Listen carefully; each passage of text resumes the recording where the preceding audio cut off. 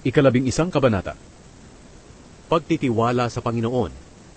Nagtitiwala ako sa Panginoon na aking kanlungan. O tao, bakit ninyo sinasabi sa akin, tumakas ka papuntang kabundukan, at lumipad tulad ng ibon? Inihanda na ng mga masama ang kanilang mga pana, para panain ng palihim ang mga matuwid. Ano ang magagawa ng mga matuwid, kung ang batas na pundasyon ng bayan ay wala ng halaga? Ang Panginoon ay nasa kanyang templo, at nasa langit ang kanyang trono.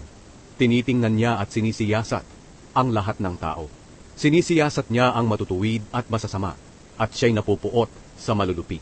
Pauulanan niya ng lumalagablab na baga at asupre ang masasama, at ipapadalan niya ang mainit na hangin na papaso sa kanila.